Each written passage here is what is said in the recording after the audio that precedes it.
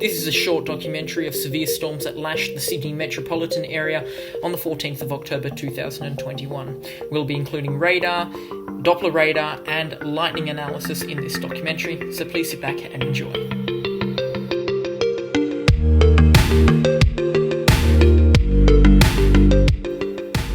Action today was, of course, a defined hook echo in Sydney's western suburbs, which probably harboured a decent tornado, and we'll get that confirmation soon. You can see the storm forming on the Weather Zone satellite radar imagery in the western suburbs of Sydney, and on a more zoomed in, you can see an intense hail core with violent rotation in the centre, which likely indicates a tornado, or at least a very strong mesocyclone. And this is a look at the storm on from a camera photo, a little bit of a distance away. Looks absolutely amazing. This is courtesy of radar, and you can see an intense hail core indicated by those greens in the middle of that storm. Large hailstones to be falling.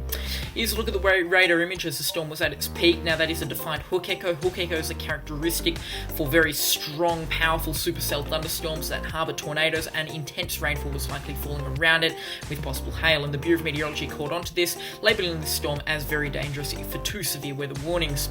The storm carved a path of destruction from Penrith right down to Port Hacking, with 50 millimetres of rain falling in multiple locations. And this a look at how the storm progressed on the radar and lightning strike imagery, with over 20,000 lightning strikes being detected from this one cell alone, nearly a record.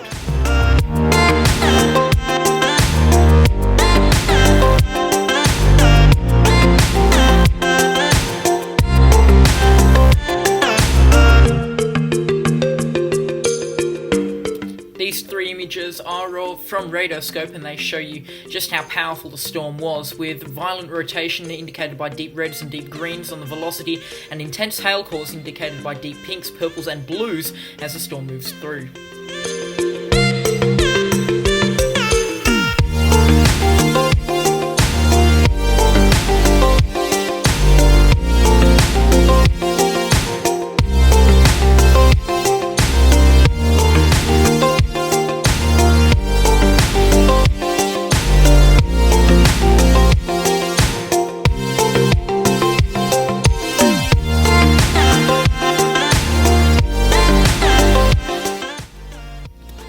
An estimated 30,000 plus lightning strikes were detected in the Sydney metropolitan area, with more stretching between Forster and right down to Batemans Bay on the New South Wales coastline.